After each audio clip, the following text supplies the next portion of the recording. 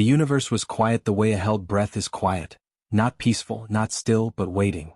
Deep in the outer band of the Velhari Reach, a stretch of space so far from the galactic core that most star charts simply labeled it unmapped, a small colony vessel named the Marin's Hope drifted with half its engines dead and all of its lights off. She was a civilian ship. A settler's ship. The kind that carried families, livestock seeds, farming equipment, and the modest dream of starting over somewhere no one had ever heard of you before. Her name was printed in faded white letters along the starboard hull, paint chipped from 2 years of travel through microdebris fields, the letters now reading more like M-Ren's HP than anything hopeful. She carried 412 people. Farmers, teachers, a few doctors, a handful of engineers, and 17 children under the age of 10 who had spent most of their young lives looking out reinforced portholes at stars they didn't have names for yet. The Marin's Hope had been hit by something. Nobody on board could agree on exactly what. Chief Engineer Dana Larkin, a 43-year-old woman from Tulsa, Oklahoma, who had spent 20 years fixing engines on Earth before signing up for this voyage, said it looked like a gravitational shear wave, the kind that sometimes rippled out from dying stars. Navigation Officer Troy Bascom, who was 31 and had never actually seen a gravitational shear wave in person, disagreed. He thought it was a rogue object. Something dense and fast that had clipped the ship's rear drive section without anyone seeing it coming. Captain Ellen Marsh didn't care what had caused it. She cared about 3 things. 1. Her engines were at 12% capacity, which meant they were moving but not fast enough to reach their destination or turn back before their food supply ran out. 2. Their communications array was damaged, which meant they could receive but not transmit on most frequencies. 3. 41 of her passengers were injured, 6 of them critically, including Dr. Marcus Webb, who was the only fully trained surgeon on the ship and who was currently unconscious in the med bay with a fractured skull. Ellen stood at the command console on the bridge, her dark hair pulled back into a tight braid, her face the kind of calm that came not from the absence of fear but from the discipline of a woman who refused to let fear make decisions for her. She was 49 years old. She had been chosen as captain of this voyage specifically because she was steady, not brilliant, not reckless, but steady. The kind of person who checked twice and acted once. "Talk to me, Troy," she said, her eyes moving across the damage readouts. Troy Bascom looked up from his navigation console. He was pale. The kind of pale that meant he had been running numbers and didn't like where the numbers went. At current thrust capacity, we reached the nearest charted system in about 42 days. We have food for 31. Water recycling is at 60% efficiency, which means we stretch it, but we're going to be short. Medical. Without Dr. Webb, we have 2 nurses and 1 EMT. The critical patients. He paused. Nurse Carla Diaz says she can manage 2 of the 6. The other 4 need a real surgeon. Ellen breathed through her nose. What about the SOS transmitter? The backup unit? Dana Larkin's voice came from behind her. Dana had crawled out from under the engineering console and was wiping grease from her hands with a rag that was already completely black. I got the backup SOS unit working. It's a stripped-down unit, old model, no targeting, no encryption. It'll broadcast on the standard emergency band, omnidirectional. Every receiver within about 8 light hours picks it up. Who's within 8 light hours? The bridge went quiet. Troy pulled up the map on the main screen. The star field that surrounded them was sparse and cold. There were no colony worlds nearby. No trade routes. No waypoints. This was why they were out here, because this stretch of space was empty and they had planned to settle it. But empty also meant something else right now. Empty meant no human ships. There's 1 registered presence within range, Troy said slowly, his finger tracing a blip on the map. Velhari Reach Monitoring Station 7. It's an automated relay station. Galactic Coalition operated. Can it forward our SOS? It can. But the Coalition monitoring network. He hesitated. The nearest Coalition response team is 47 days out, Captain. Ellen stared at the map. There's 1 more thing, Dana said, and her voice had changed in a way that made everyone on the bridge turn to look at her. She walked up to the main screen, reached past Troy and pointed to a second blip. Smaller. Farther out. But there. This contact here. It appeared about 6 hours ago. It's been sitting at the edge of our sensor range, just sitting there. No transponder signal. No registered ID. What is it? I don't know, Dana said. But it's big. Ellen looked at the blip for a long time. Activate the SOS, she said quietly. Dana nodded and went to do it. The signal went out into the dark. A simple, ancient thing, The SOS format hadn't changed in 400 years because distress was distress and there was no better way to say it. It pulsed out in all directions, crossing the emptiness between stars at the speed of light, asking the universe for help. And somewhere in the dark, something heard it. The blip on their sensors moved. It turned toward them. It began to close the distance. Ellen watched it come. How long until it reaches us? Troy swallowed. 11 hours. And we still have no idea what it is? No transponder. No registered class. No matching records in the Coalition database. Troy looked up at her. Captain, Coalition protocol for an unknown approach on a distress signal is to treat the approaching vessel as potentially hostile until... I know the protocol, Troy. She knew the protocol. And she knew something else too. The protocol assumed you had options. It assumed you could run or defend yourself or call for backup. The Marin's Hope couldn't do any of those things. They had 412 people on board for critically injured and no weapons. Ellen Marsh stood at the window of her bridge and watched the blip get closer. Wake everyone up, she said. All passengers. I want the children in the central hold with the adults. I want Dana's team to work through the night on those engines. And I want someone watching that contact every single minute between now and when it arrives. She paused. And someone bring me coffee. Real coffee. We still have some, don't we? A young crew member named Pete Alvarez, 22 years old and 3 months out of flight school, managed a small, shaky smile. Yes, Captain. We have a little left. Good, Ellen said.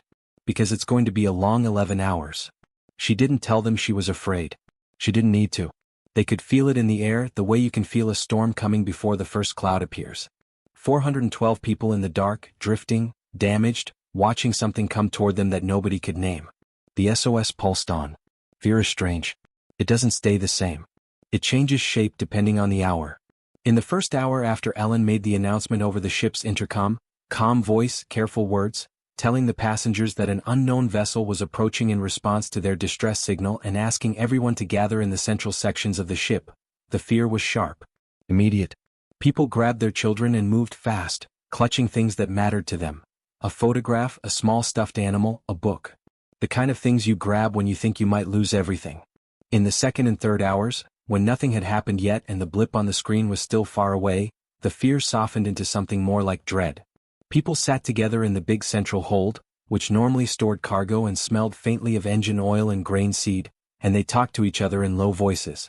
They shared food. A woman named Rosa Delgado, who had been a kindergarten teacher in Phoenix before signing up for this voyage, began telling the children a story. Not about space.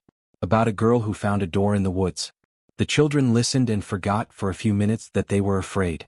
Pete Alvarez brought Ellen her coffee and stayed on the bridge. He didn't want to be anywhere else. He wanted to watch the screen.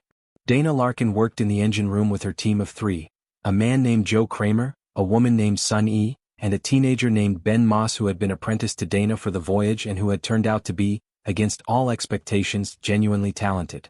They were trying to get the engines to 40% capacity. Not enough to run. But maybe enough to maneuver. Ben, Dana said, lying on her back under the drive manifold with a plasma cutter in one hand and a thermal patch in the other, hand me the number 4 coupler. Ben handed it to her without looking up from his own work. He was 17. He had the focused silence of someone who understood that the thing he was doing mattered. Dana appreciated that about him more than she had words for. Dana, Joe said from across the room. Are we going to be okay? We're going to fix the engine, Dana said. That's not what I asked. I know, Dana said. Hand me the torch. In the medbay, Nurse Carla Diaz moved between the 6 critical patients with the kind of efficiency that comes from exhaustion past the point of feeling it. She was 38, small, with quick brown eyes and hands that never shook. She had 2 of the 6 stabilized. 1 more was borderline. 3 were beyond what she could manage without a surgeon, and she knew it, and she kept that knowledge in a locked box inside her chest, and she did not let it out because letting it out would not help anyone. Dr. Marcus Webb, her unconscious chief, lay in the bed nearest the wall. His bandaged head was still. His chest rose and fell. He was alive but somewhere very far away from useful. Come on, Marcus, Carla murmured, checking his vitals for the 12th time. I need you to wake up. He didn't wake up. In the 7th hour, Troy Bascom ran a deep scan analysis on the approaching vessel and came up with something. He called Ellen to his console. His face had done something strange. It had moved past pale into a kind of stunned blankness. Captain, he said, I ran the hull configuration through the comparative database. The closest match I'm getting is a Kareth-class heavy vessel. Ellen went very still. A Kareth? Yes. That's a... She stopped. Troy, that's a Velhari warship. I know. The Velhari. Ellen had heard the name, of course. Everyone had heard the name. The Velhari were one of the 6 known spacefaring civilizations in this region of the galaxy. They were not the most powerful. That distinction belonged to the Galactic Coalition, which humanity had joined as a provisional member 12 years ago. They were not the most numerous.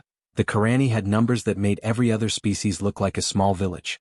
But the Velhari had a reputation that was almost geological in its solidity. Ancient, slow to change, and immovable once set. The Velhari were warriors. Not metaphorically. Not in the way that a corporation called itself aggressive or a sports team called its players warriors. The Velhari had been in a state of organized, codified, deeply cultural warfare for approximately 4,000 years.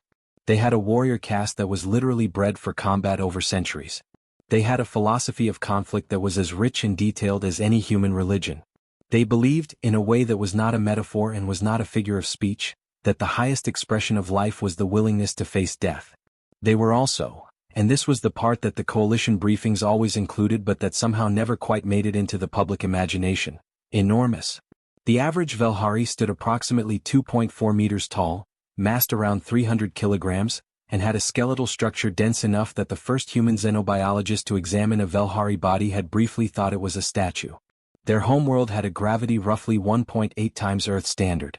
They breathed an atmosphere that was 30% oxygen and 14% nitrogen sulfite, which was toxic to humans above trace concentrations. They were also, according to every coalition diplomatic record, extremely difficult to predict. Why would a Velhari warship be out here? Ellen asked. I don't know, Troy said. Patrolling? Lost? Responding to our signal? He paused. All of those are possible. So are some less good options. Ellen turned from the screen and looked out the bridge window at the stars. How long? She asked. 4 hours. She walked back to her captain's chair and sat down. She put her hands flat on the armrests. She breathed. Okay, she said. Here's what we're going to do. We are going to be honest. We are going to communicate everything we can through that backup unit. We are going to tell them we are a civilian vessel, we are damaged, we have injured, and we are not a threat. And we are going to see what they do. And if they don't respond? Then we keep telling them. And if they respond badly? Ellen looked at Pete Alvarez, who was 22 years old and had never expected any of this when he signed on as a junior navigation officer for what was supposed to be a boring 18-month voyage to a quiet colony site. Then we deal with that, she said. But I'm not going to assume the worst about something I haven't seen yet. Every species that's ever surprised humanity did it by turning out to be better than we expected, or worse. I don't know which this is yet. And until I know, I'm going to assume the best and prepare for the worst. Pete nodded. He looked a little less pale. In the engine room, Dana got the engines to 31%. Better than 12. Not 40 but better. In the hold, Rosa Delgado finished her story about the door in the woods. One of the children, a little girl named Amy, 5 years old, with dark curly hair and an orange stuffed rabbit she carried everywhere, climbed into Rosa's lap and fell asleep. Rosa sat very still and held her and looked at nothing and thought about everything. The blip on the screen got closer. 3 hours. 2. 1. It came out of the shadow of a distant gas giant, and it was nothing like what Ellen had imagined. She had imagined something sleek. Something predatory. Something that looked like a weapon. The human instinct for threat had a shape. Angular, pointed, built for speed. Like a hawk. Like a knife. The Velhari ship that emerged from the dark was not a knife. It was a wall. Approximately 4 kilometers long. 2 wide. Roughly rectangular in its core structure, bristling along every surface with weapons batteries, sensor arrays, docking clamps, and structures that Ellen could not identify. Its hull was dark, not black exactly, but a deep iron gray that absorbed light rather than reflecting it, so that against the star field it appeared as an absence rather than a presence. A hole in space shaped like a ship. Along its flanks, in a script that no human alphabet could read, were symbols that Troy identified from coalition linguistic databases as the Velhari equivalent of a name and a kill record. The kill record was very long. The ship's name, Troy translated with visible discomfort, was the Gara Veth, which in formal Velhari translated roughly as the final argument. It stopped 3 kilometers off the Marin's Hope's port bow. Just stopped. No hailing frequency. No signal of any kind. It simply arrived and hung there in the dark and looked at them. Or didn't look. It was hard to know what a ship was doing when it had no visible crew and no open channels. The silence stretched for 4 minutes. Then a sound came through their communications array. Not a voice. Not a signal in any standard format. A frequency modulation. A long, low tone that rose and then held, like the first note of a song being played on an instrument nobody had ever heard before. Is that? Pete started. Coalition Translation Protocol, Troy said, his fingers moving fast. They're querying our translation matrix. They want to know what language we use. Ellen straightened. Send our full translation package. Everything the coalition gave us when we joined. Troy sent it. A pause of 47 seconds. Then the tone changed. It shifted, modulated, and slowly, painstakingly like water finding a path through stone, assembled itself into something that the ship's translation system could process. The words that came through were rough. Choppy. The translation software was clearly working very hard, and the result was grammatically strange, but the meaning was clear. You. Vessel. Small. Broken. You sent the cry. Ellen leaned forward slightly. Yes, she said into the comm, we sent the cry. We are civilians. We are hurt. We need help. Another long pause. Define. Civilians. Ellen glanced at Troy, then back at the comm, people who are not soldiers. We are not fighters. We are farmers, teachers, doctors. We have 412 people. Many of them are children. We are traveling to start a new home. The pause this time was longer. Almost 2 minutes. Then, children. You carry young? Yes. 17 children. The youngest is 2 years old. The channel went quiet again. Ellen kept her eyes on the sensor screen. The Garaveth had not moved. It sat 3 kilometers away like a mountain that had decided to float. Then a new sound came. Not words exactly, but something that the translation matrix flagged with an uncertainty marker and rendered as best it could. Acknowledged. We will enter. They want to board us, Troy said, his voice very quiet. I know, Ellen said. Captain, Coalition Protocol. I know, Troy. She put her hand flat on the comm panel. If I tell them no, they leave. And we drift for 31 days with 4 people who will likely die in the next 2 weeks without a surgeon, and we run out of food 11 days after that. She looked at him. If I tell them yes, something unknown comes aboard. But at least we're not alone. Troy said nothing. Open the main docking bay, Ellen said. And tell me the moment they begin approach. In the hold, when the announcement came that a vessel was going to attempt to assist them and that passengers should remain calm and stay in the central sections of the ship, Rosa Delgado held Amy a little tighter without waking her up. Around her, 400 adults held their breath. Dana Larkin heard the announcement in the engine room and stood up from under the manifold, wiping her hands, and looked at Joe Kramer and Sun E and Ben Moss. Okay, she said.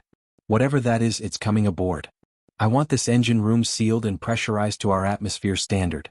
They can't breathe our air, which means they'll be in suits, which means they're not here to stay. They're here to help or to take. We won't know which until they're here. How do we prepare for either? Joe asked. We keep working on the engine, Dana said. Because if it's help, we want to be ready to go. And if it's not help, I want 31% thrust available in 30 seconds. She went back under the manifold. Ben Moss watched her go and picked up his own tool and went back to work. He was 17 years old. His hands were steady. The Garaveth began its approach. The docking bay of the Marin's Hope was designed for standard class shuttles. It could accommodate 3 vessels of moderate size simultaneously. It had high ceilings by human standards, about 6 meters, because Ellen had insisted on it when the ship was configured. She believed in headroom. She had not imagined, when she made that argument to the contractors, that she would one day be grateful for it for this particular reason. The shuttle that came from the Garaveth barely fit. It was not a shuttle in any human sense. It was closer to a landing boat, a heavy, armored thing that moved with the slow confidence of something that had never needed to be fast because nothing had ever successfully run from it. It settled onto the docking bay floor with a sound like a continent shifting, and for a moment everything was still. Then the ramp came down. Ellen stood at the entrance to the docking bay with Troy beside her and Pete behind her. She had asked the rest of the crew to stay back. She had also, and she was not entirely sure why, put on her dress uniform, the one she wore for formal colony arrival ceremonies, blue-gray with the Colonial Administration badge on the chest. It seemed important to look like a captain. Not a refugee. She waited. The first one to come down the ramp made her understand, in a way she hadn't quite managed from the briefing documents, Exactly why other species called humanity Deathworlders. It was not the size, although the size was staggering. 2.5 meters. 300 kilograms, maybe more. The Velhari's body was encased in what appeared to be a sealed environmental suit, but the suit was clearly built to show the body inside it. It followed every contour, and what it showed was a creature built like architecture. Legs like structural columns. Arms like crane booms. A torso that looked like it was made to stop things, not to move through them. The head was angular and wide, with 4 eyes arranged in a slight arc, currently covered by a dark visor. The suit was the same iron gray as the ship. 2 more came behind the first. Then 2 more. 5 total. They stopped at the bottom of the ramp. The first one looked at Ellen. The translation unit crackled. "You are the lead of this vessel?" "I am the captain," Ellen said, keeping her voice even. "My name is Ellen Marsh. This is my ship, the Marin's Hope." Marin's Hope. The creature seemed to turn the words over. "I am called Vareth. I hold the rank of Veth, commander of the Gara Veth." Pause. "Your cry said damaged. Injured. How many cannot fight?" Ellen blinked. "We're all civilians. None of us are fighters." Another pause. "None?" "Not one among 400. We are settlers. We don't carry weapons." The 4 Velhari behind Vareth exchanged something. Not words, but a shift in posture that the translation matrix flagged as significant and then failed to interpret. Vareth's 4 eyes moved behind the visor in a way that Ellen could not read at all. "You carry young," Vareth said. 400 of not fighters and young. No weapons. No guards." "That's correct. And you crossed the outer reach." "We're trying to get to our colony site." Vareth was quiet for a moment. Then the translation unit produced something that it flagged with a high uncertainty marker. The closest rendering was extraordinary, or possibly absurd, or possibly something that had no direct human translation but fell somewhere between respect and disbelief. "You're injured," Vareth said. "Where?" "The medical bay," Ellen said. "If you're able to help."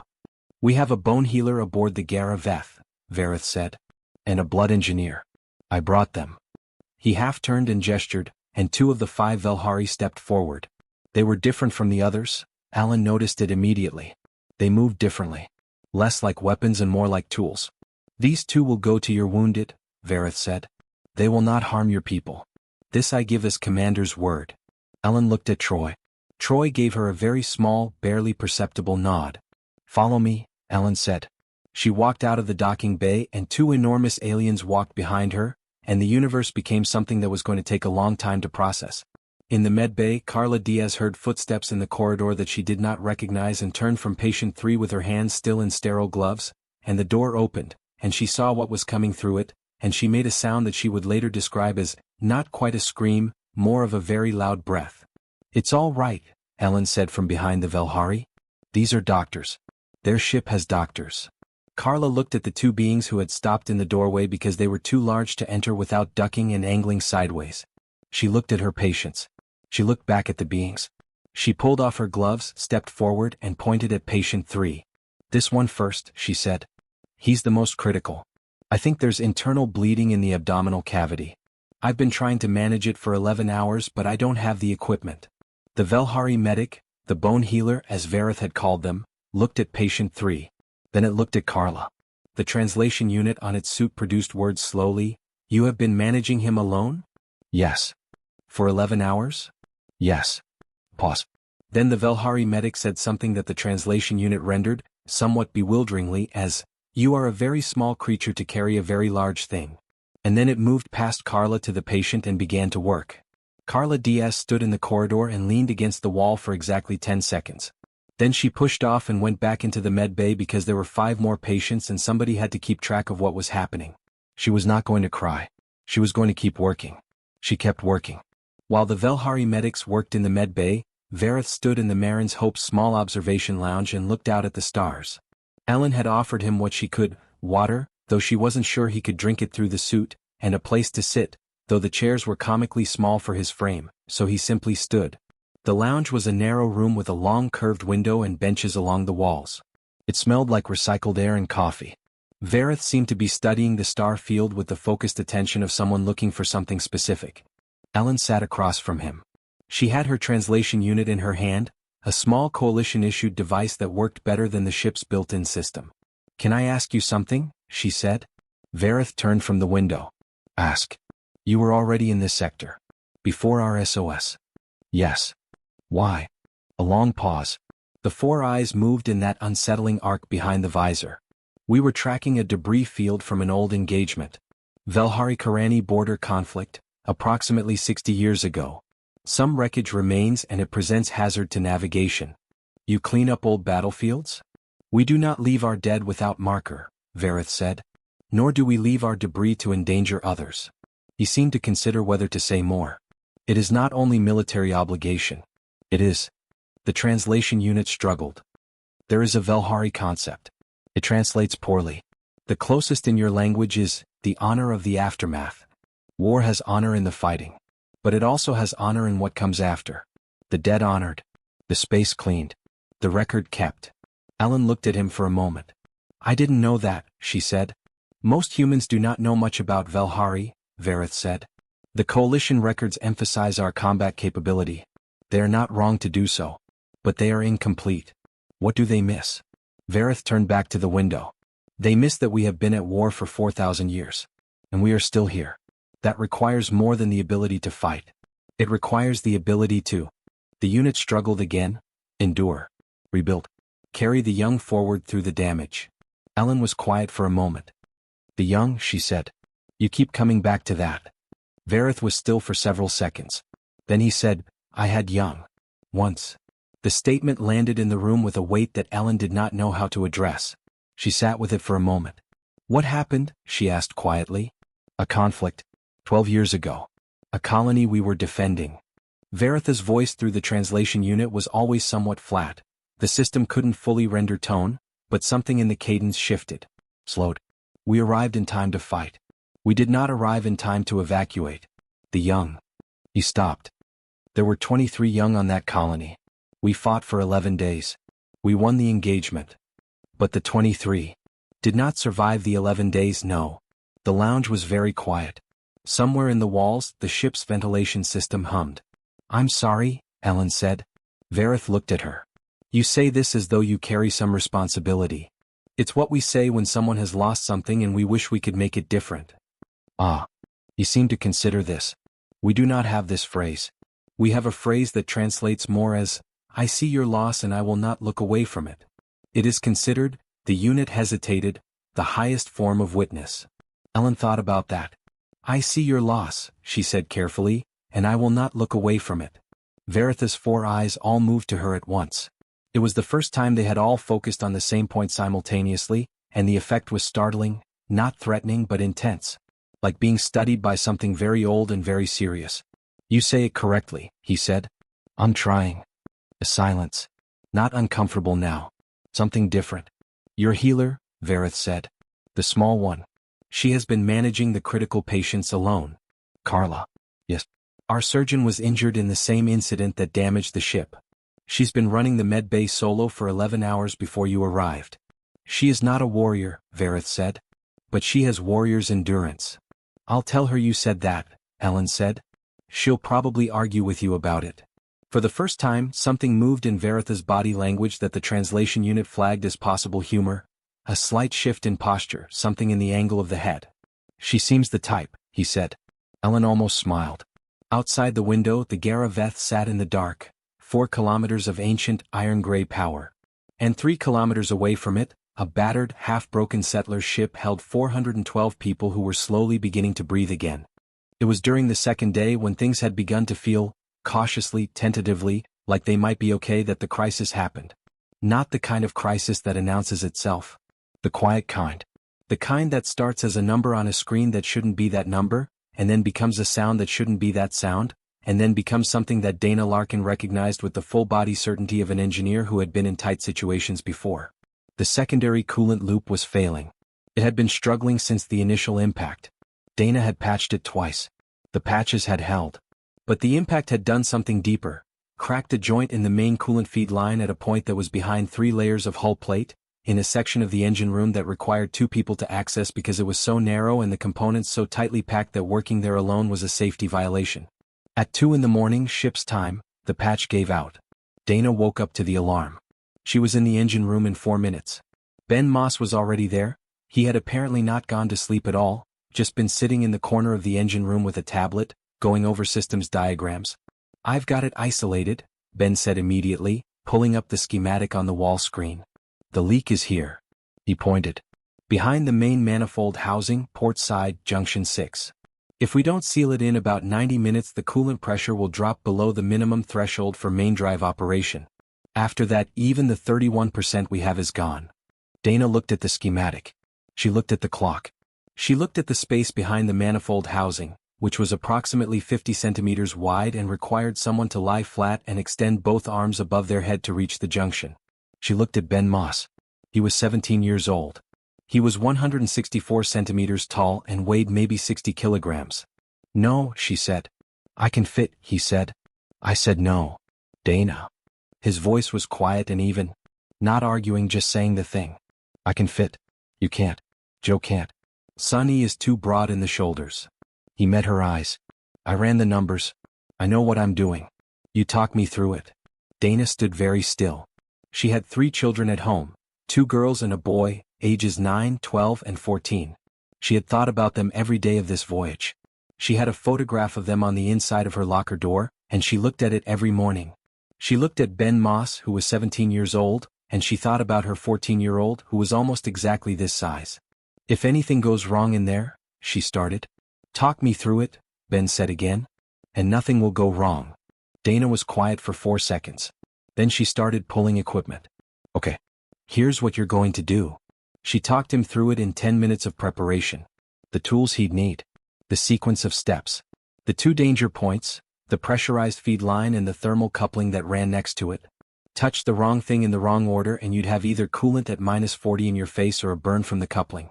Ben listened to everything twice, repeated it back to her perfectly, and then lay down on the floor of the engine room and began to slide into the gap behind the manifold. Dana knelt at the opening and watched his feet disappear and put her hand on the floor and kept it there, which accomplished nothing mechanically but was the only thing she had to offer. "I'm at junction 4, Ben's voice came back, slightly muffled. "Keep going." "Junction 5. It's tight here. Really tight." "Keep going." "Junction 6. Pause. I see the break. You were right about the patch, it's completely gone. The joint itself has a stress fracture about 3 centimeters long." "Okay. First thing. The bleed valve. Turn it 1/4 turn counterclockwise to drop the pressure in the local line. Do not touch anything else yet." Pause. "Done." "Good. Pressure reading on the local line?" "Dropping." "Okay, it's stable at the low mark. Now, the thermal coupling is immediately to the left of the joint. You see it?" "Yes." "Yellow casing. Do not touch the yellow casing. Work around it. I need you to." "Dana." Ben's voice changed. "Just slightly. Just enough." "What?" "The thermal coupling has a crack in it too." Dana closed her eyes. "Open them." "How bad?" "It's not leaking yet. But it's the same stress fracture pattern. Same impact source." "Dana, if it goes while I'm in here." "It won't go if you work fast." "Ben, listen to me. Do exactly what I said. The joint first. The seal patch kit in your left pocket. Open it, peel the backing, position it over the fracture, and press for 30 seconds with even pressure. That's the seal. Then we back you out and I get a second team to deal with the coupling from the access point above. There's no access point above for the coupling. I checked. I know. I was hoping you hadn't." A silence. "Ben," Dana said. "You're going to seal the joint. Then we're going to back you out. Then I'm going to figure out the coupling. Okay. One thing at a time." "Okay," Ben said. She heard him working. The sounds of someone moving in a very small space. The scrape of a tool, the quiet tear of a backing being peeled, the pressure of a seal being applied. Dana counted seconds under her breath. 30, she said. "Hold it." "Holding." 30 more. She counted. "Okay," Ben said. "It's on.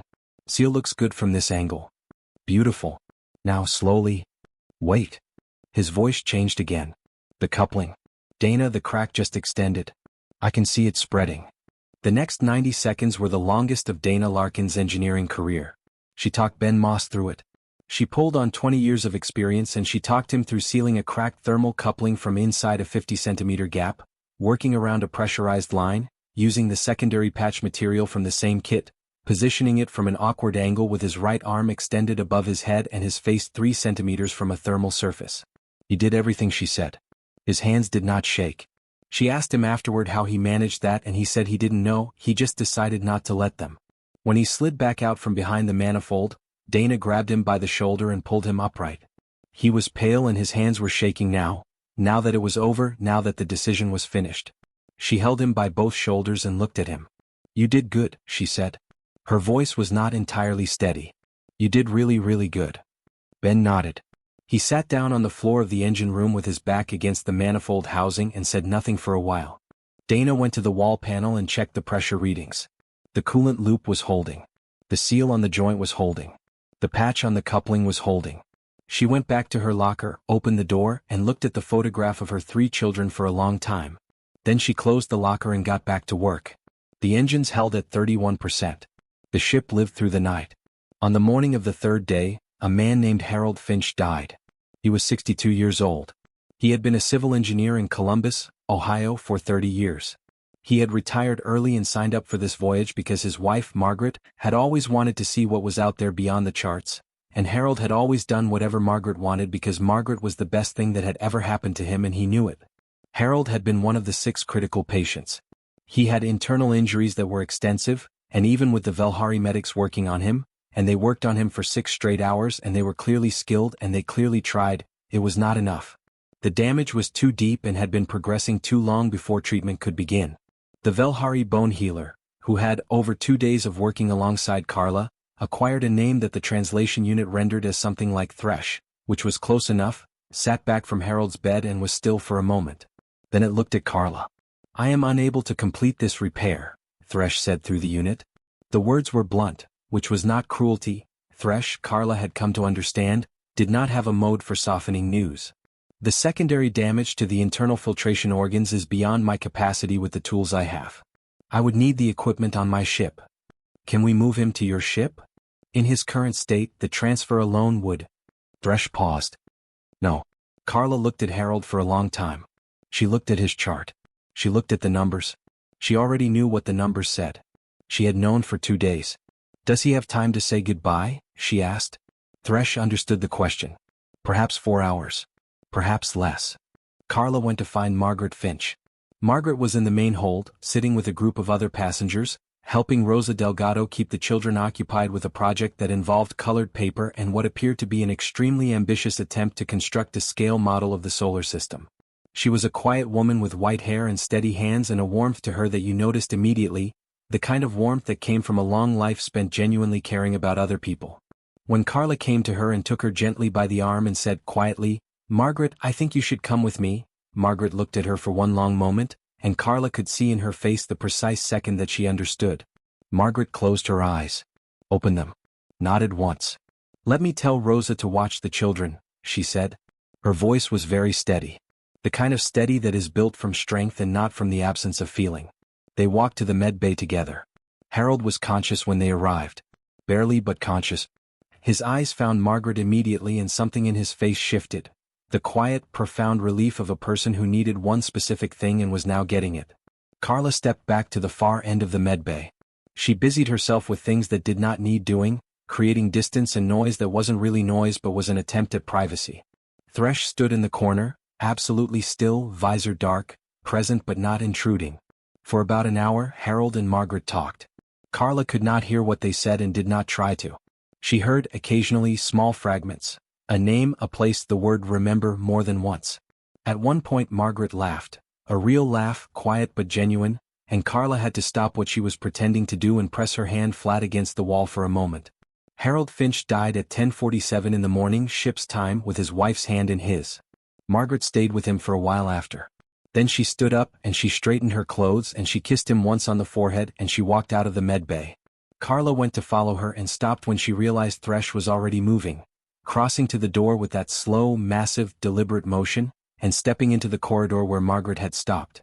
Carla watched from the doorway. Thresh looked down at Margaret from a height of 2.5 meters. Margaret looked up at Thresh. The translation unit was quiet. Thresh wasn't using it.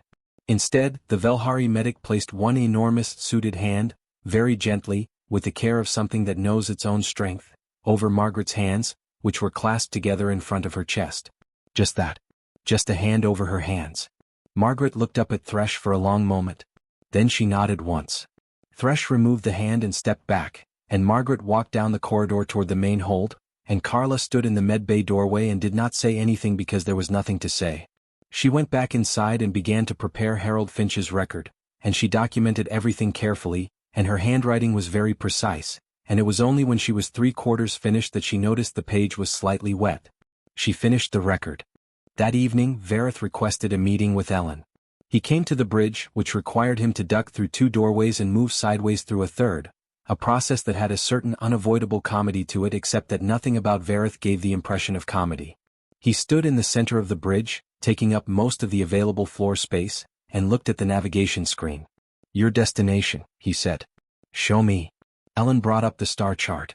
She pointed to the colony site, a small, unremarkable system about 40 days out, with a rocky, oxygen-rich world that the Coalition had surveyed as potentially habitable and which the settlers had drawn up plans for over 3 years of preparation. Vareth studied the chart for a long time. "This system has a name in Velhari records," he said. "Oh. It is old. Before your Coalition.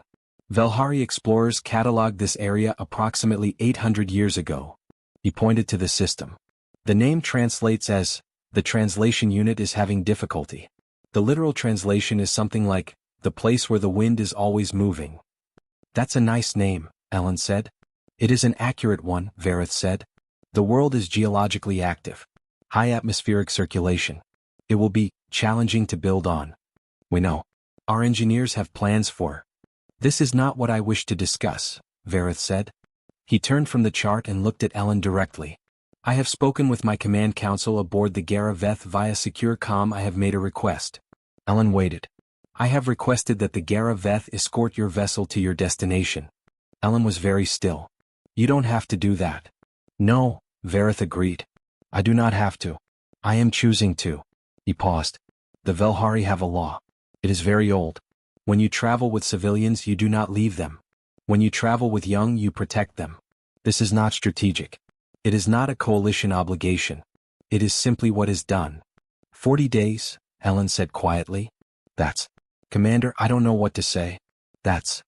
It is also," Vareth said, "in my personal interest." Ellen blinked. "How?" Another pause. "I told you about the colony. 12 years ago. The 23 young." He looked at the star chart. "I have been on patrol routes and combat assignments since that day. I have not carried young safely through space in 12 years. He seemed to consider his next words very carefully.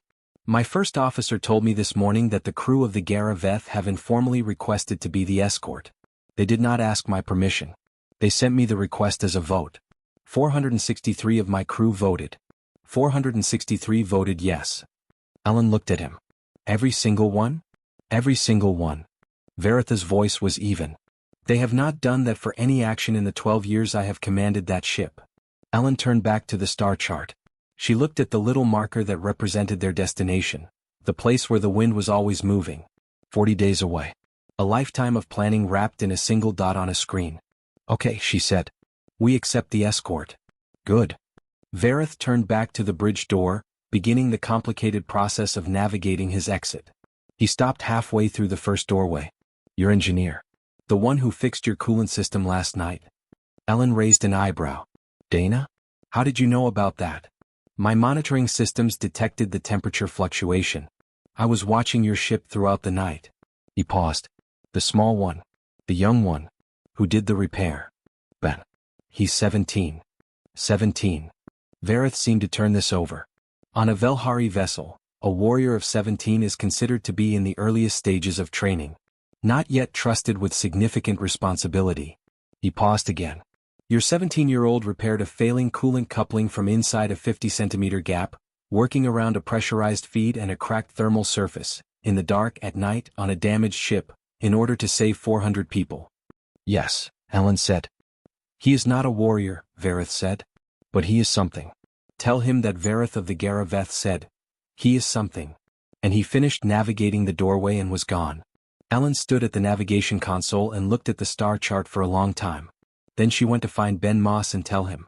Ben was in the engine room, asleep on the floor with his jacket pulled over him, his head resting on a folded maintenance manual. He looked approximately 12 years old when he was asleep, and the sight of him hit Ellen somewhere in the chest that she hadn't expected. She didn't wake him up. She wrote the message on a piece of paper, a real piece of paper from the notepad she kept in her breast pocket, and placed it on top of the maintenance manual next to his head. Ben Verith of the Garaveth says you are something. He is not wrong. Captain Marsh. She went back to the bridge. The 40 days that followed were not easy. But they were something else, something that Ellen would spend a long time afterward trying to find the right word for. The Marin's Hope and the Garaveth traveled together at the best speed the damaged settler's ship could manage, which was still slow by any standard. The Velhari ship moved at a fraction of its capability, matching the small vessel's pace with the patience of something that had never been in a hurry because it had never needed to be. On the 7th day, Dr. Marcus Webb woke up. He regained consciousness slowly, the way you come back from a deep fog. In pieces, first sound, then light, then the feeling of the bed under him and the familiar smell of the medbay. Carla was there when he opened his eyes because Carla was always there. She looked at him for a moment and then said, with the completely flat tone of someone who has been running on exhaustion for 9 days and has temporarily lost access to their emotional range, "Good morning, doctor. You've been unconscious for 9 days. A lot has happened. The short version is that we were boarded by a Velhari warship and their medics have been helping with the critical patients. I need you to assess patient 4 when you're ready because I am not confident in my reading of the latest scan." Marcus Webb stared at her ceiling for about 15 seconds. "Good morning, Carla," he said. "Good morning. How's your head?" "Terrible. How are the patients?" "We lost Harold Finch on day 3. The other 5 are alive. 2 are recovering well. 3 are still critical." Marcus Webb closed his eyes briefly. "Harold. His wife is okay," Carla said. "She's been helping Rosa with the children every day. She seems to find it helpful." Marcus opened his eyes again. "Get me up." "You need." "Carla. Get me up." She got him up. He worked for the next 6 hours straight, going through every patient, reviewing everything Carla had done, and then he sat down and said, quietly but clearly, that Carla Diaz's management of 5 critical patients with inadequate equipment over 9 days was the finest piece of emergency medical work he had ever seen, and if she didn't already have the highest commendation the colonial administration offered, she was going to by the time he was done writing reports. Carla told him she'd take a raise instead. He laughed for the first time in 9 days and it hurt his head terribly and he kept laughing anyway. On the 12th day, a small boy named Tommy, age 7, somehow managed to wander into the docking bay during an access period when 2 Velhari crew members were doing a maintenance check on the shuttle. His mother, a woman named Grace Chin, spent 15 minutes in a state of absolute terror before Troy located him on the internal cameras. He was sitting on the floor of the docking bay next to one of the Velhari crew members, who was sitting on the floor with him, an act that required a certain amount of architectural commitment given the size differential, and they appeared to be engaged in what was, by any reading of the footage, a game. The Velhari crew member was building shapes out of small tools and objects from their kit. Tommy was knocking them down. The Velhari crew member would rebuild them. Tommy would knock them down again. Both appeared to be deeply satisfied with this arrangement. Grace Chin arrived in the docking bay with the expression of a mother who had prepared, emotionally, for the very worst, and found instead her 7-year-old playing what appeared to be an interspecies demolition game. She stood very still in the doorway. The Velhari crew member looked up at her. The translation unit on their suit crackled. "Your small one came to look at the shuttle," it said. "We did not send him back because..." A pause. "He seemed to want to be here." Tommy looked at his mother. "They're really big," he said with the tone of someone reporting a fascinating fact. "And they let me break their towers." Grace Chin sat down on the floor of the docking bay because her legs had stopped cooperating, and she looked at her son and the enormous alien sitting next to him, and she pressed her hand over her mouth for a moment. "Thank you," she managed to the Velhari crew member. The unit translated. The Velhari was quiet for a moment. Then, "The young are to be kept. This is not optional." Grace Chin nodded. She couldn't speak for a moment. "I will build one more," the Velhari crew member said, turning back to Tommy. "And this time you must wait until I say." Tommy's face arranged itself into the expression of a 7-year-old trying very hard to be patient. "Okay," he said. "You are ready?" "Yes." "Now." Tommy knocked the tower down with both hands and made a sound of pure joy, and the enormous Velhari crew member made a sound that the translation unit, after a brief processing pause, rendered as laughter. Ellen saw the footage that evening and did not say anything about it to anyone for several hours because she needed that time to sit with it. On the 20th day, Thresh managed to walk Marcus Webb through a surgical procedure that human medicine didn't have the technique for. A method of reconstructing damaged internal tissue using a process that was fundamentally different from human surgery, closer to directed cellular rebuilding, and which required Marcus to learn the basics of a completely foreign medical system in about 6 hours while performing it. The patient, a man named Steve Adler who had been critical since day one, came out of surgery and 3 days later, asked for food. Carla cried when he asked for food. She went to the supply room, got him the food, delivered it, returned to the supply room and cried for exactly 90 seconds. Then she stopped and went back to check on the others. On the 35th day, with 5 days remaining to their destination, something happened that Ellen had not expected.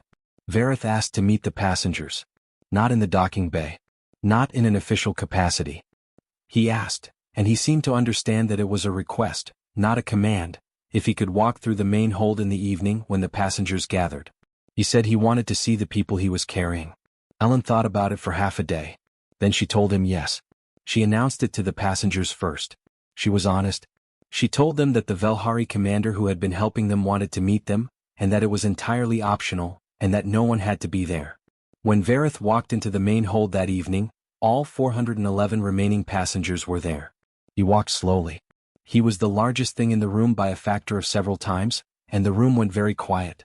Some of the children moved closer to the adults. Then Amy, 5 years old, dark curly hair, orange stuffed rabbit, walked out of the group right up to Vareth and looked up at him. The hold was perfectly silent. Vareth looked down at her. Amy held out the orange stuffed rabbit. You can hold him if you want, she said. He's very soft. Vareth crouched down, a movement that took considerable time given his size and mass, and extended one enormous hand, palm up. Amy placed the rabbit on his palm. Vareth looked at it for a moment. Thank you, he said through the unit. His name is Carrot, Amy said. That is a good name, Vareth said. He's scared sometimes, Amy said. So I carry him. That is what you do, Vareth said, for the scared ones. You carry them.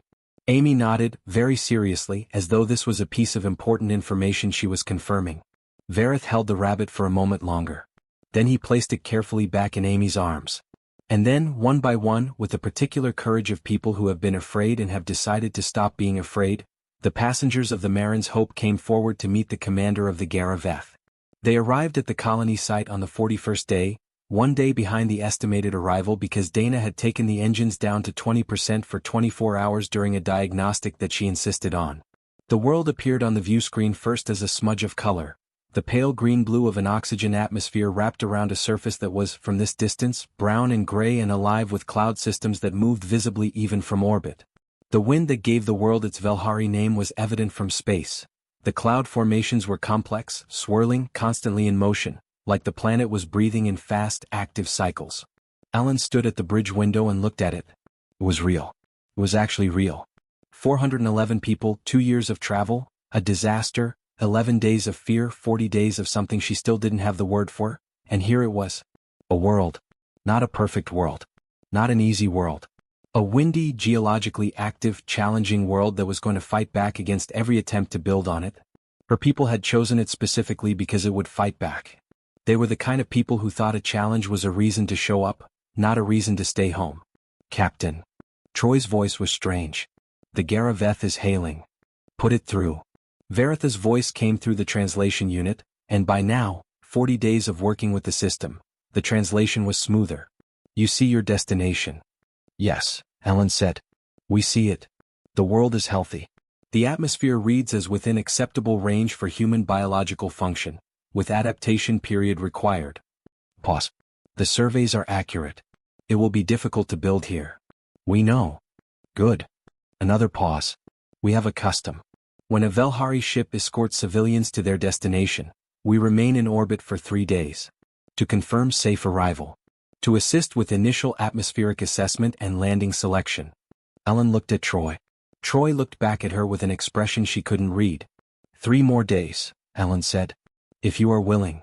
We are very willing. The Garaveth took up a high orbit while the Marin's Hope descended to a lower observation altitude, and over 3 days the Velhari ship's sensors, far more powerful and sophisticated than anything the settler's vessel carried, conducted a thorough survey of potential landing zones, flagging geological hazards, atmospheric variations, underground water sources, and a particularly stable plateau on the northern continent that was, according to the Velhari survey, the best possible site for a first settlement.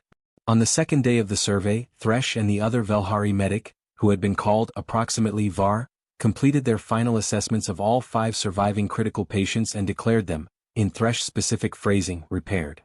Thresh gave Carla a comprehensive download of the medical procedures used over the 43 days, encoded in a format the Coalition medical database could integrate, along with a note that the translation unit rendered as, "For your future injured."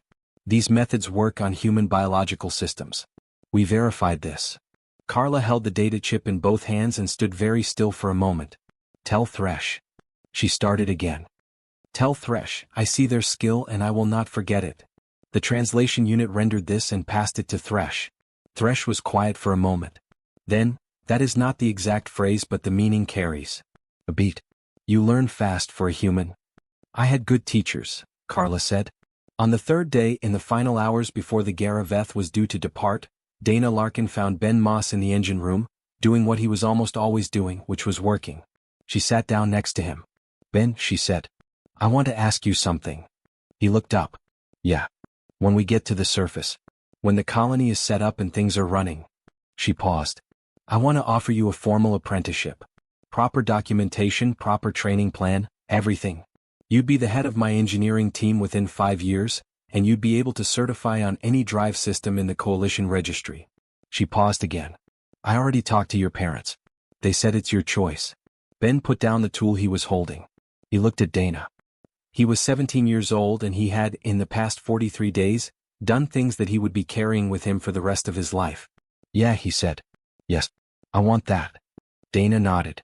She picked up a tool and went back to work, and Ben picked up his tool and went back to work, and neither of them said anything else because they were the kind of people who showed what they meant by doing it. On the bridge, Ellen was watching the Garaveth make its final orbital adjustments before departure when Veritha's voice came over the comm one last time. Vessel Marin's Hope. You are delivered. Ellen took a breath. We are. Thank you. There is no thanks required under the law of escort. But, a pause, and in the pause was something that the translation unit rendered with a high uncertainty marker, something that existed somewhere between formal acknowledgement and something more personal. You are good people. For a species called Deathworlders.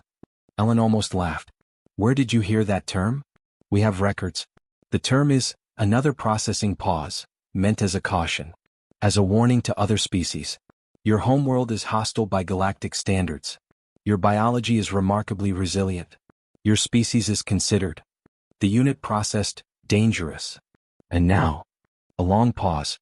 Dangerous, Verith said again. But differently than the records indicate. Another pause. Your healer who would not stop. Your engineer who lay in a small space and fixed what needed fixing. Your captain who told the truth when afraid. Your people who carried their young through the outer dark with no weapons and no escort because they believed in the place at the end of the journey. The bridge was very quiet. Dangerous, Verith said one more time, because you do not stop. He was quiet for a moment. Then, carry the young forward, Captain Marsh. That is all any of us can do. Carry the young forward, Ellen said. The channel closed. The Garaveth broke orbit. She watched it go, 4 kilometers of iron gray departing into the dark at a speed that the Marin's Hope could never match, accelerating away from them until it was a point of reflected light and then nothing, and the star field was full again of old, patient stars. Ellen Marsh stood at the window of her bridge and looked at the world below her. The green-blue atmosphere, the moving clouds, the windy, difficult, promising surface waiting for 411 people who had come too far to turn back. Okay, she said quietly. Let's go home. The day they landed was clear. That was the first thing anyone noticed. For a world called the place where the wind is always moving, the morning of their landfall was astonishingly still.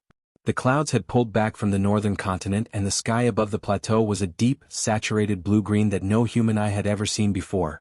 Not quite earth blue, richer somehow, with a quality to the light that came from a star slightly cooler than the sun. The shuttle descended in 3 trips. Ellen went on the last one. She watched through the porthole as the plateau came up to meet them, broad, flat, edged by mountains to the north and a river valley to the south that the Velhari survey had marked as the best water source on the continent. The survey had also noted, in a brief addendum, that the plateau had been named in Velhari records as Veth Garan, which translated as the high place of new things. Ellen thought that was a good name too.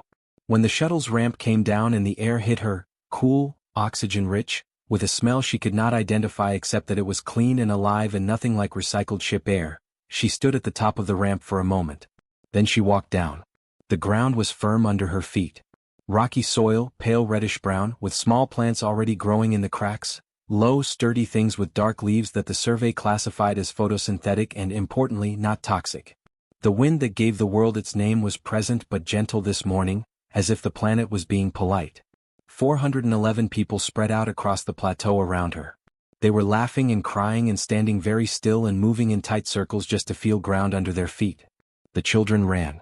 Amy ran with her rabbit held up in one hand, and the orange of the rabbit against the blue-green sky was so vivid it seemed unreal. Tommy ran toward the edge of the plateau and his mother ran after him, which was the most normal thing Ellen had seen in 43 days, and it hit her with unexpected force. Rosa Delgado sat down cross-legged on the ground and put both hands flat on the soil and closed her eyes and stayed like that for a while. Nobody asked her to explain it.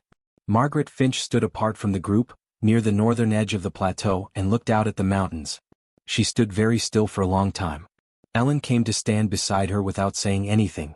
After a moment, Margaret said, "He would have loved this." "Yes," Ellen said. "He was always terrible at just sitting still." Margaret's voice was soft. "He'd have been building something within the first hour. Driving me crazy. Talking about how we could terrace the slope over there." She nodded toward the mountain edge.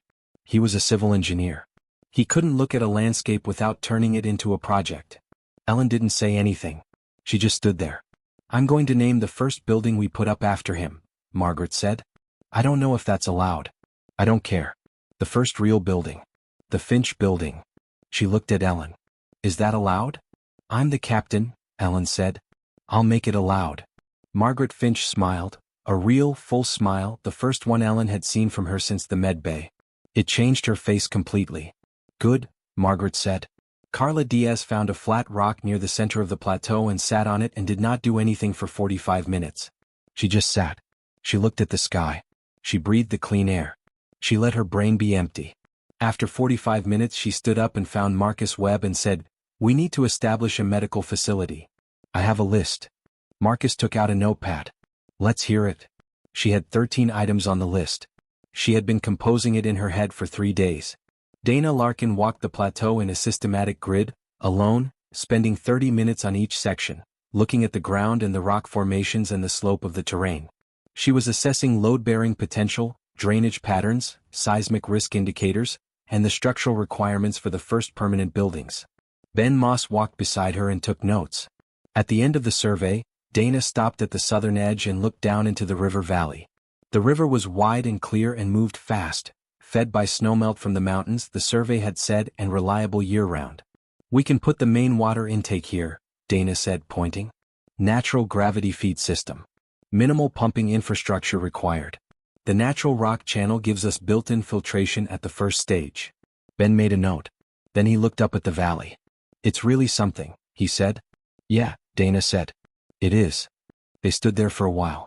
In the evening, when the sun of the new system dropped below the mountain line and the sky turned colors that nobody had names for yet, deep amber at the horizon, then rust, then a purple-black that deepened upward into the star field, the passengers of the Marin's Hope gathered on the plateau for the first time as colonists. Not passengers anymore. Not settlers in transit. People who had arrived. Ellen stood at the front of the group. She had not prepared a speech.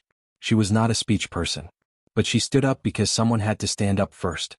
"We made it," she said. Her voice was not very loud. The wind carried it. "That's the whole speech. We made it." Someone started clapping. Someone else joined.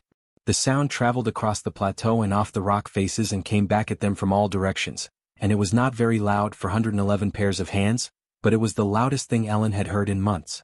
Amy ran up to the front of the group and stood next to Ellen and clapped her rabbit's paws together and said, "Yay," very loudly, and the laughter that came from 411 people on a new world for the first time was the best sound Ellen had ever heard. She looked up. The stars were coming out. 3 years later.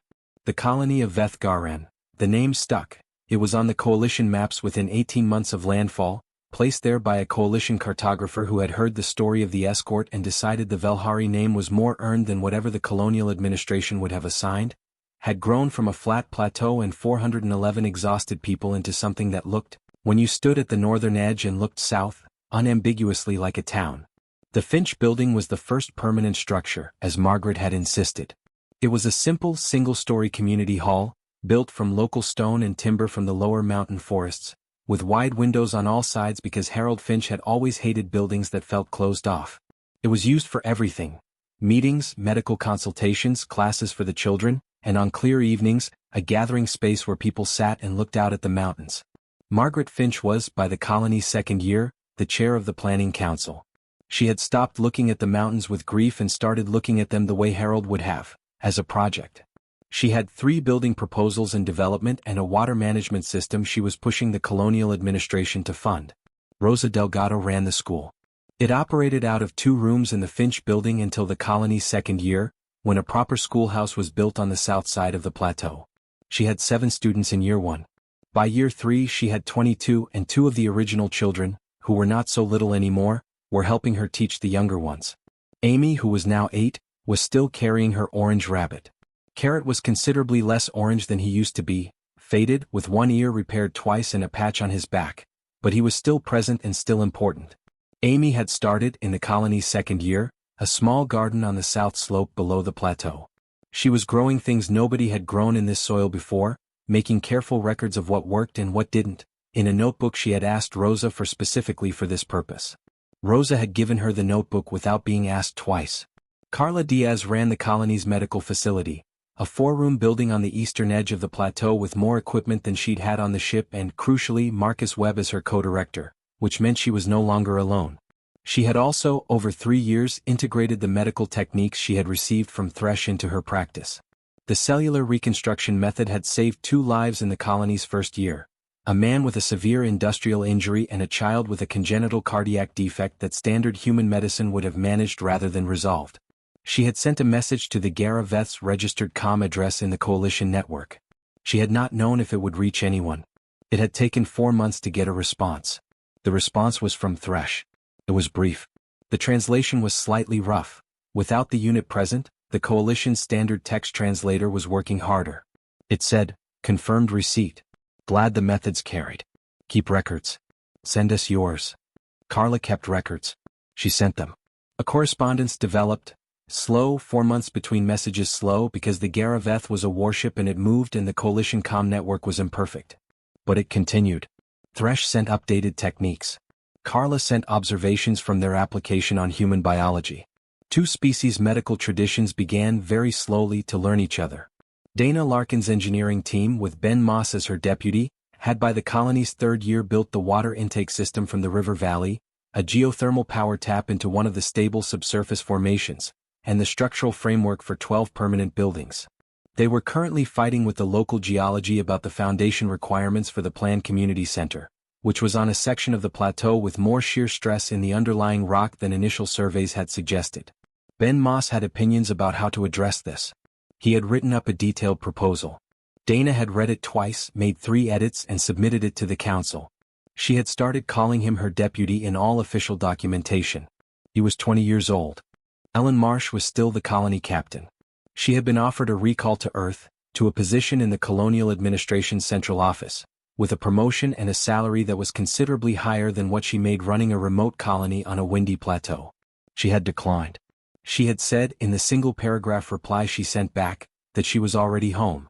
On a morning in the colony's 3rd year, she was standing at the northern edge of the plateau, her customary morning post, where she looked at the mountains and thought about the day's challenges before anyone else was awake, when her comm unit chirped. The message was from the Coalition's General Communication Network. It was routed through 2 relay stations, which meant it had come from a long way off. The sender was listed as Garaveth, Commander's Seal. Ellen opened it. It was brief in the translated, slightly rough way of long-distance comm messages. It said, "Captain Marsh, we are in the sector. 2 days out.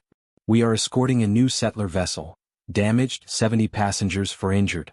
They have a young, 12 of them. I told my crew we knew someone at Vethgaran. They voted to come. Do you have room?" Ellen looked at the mountains.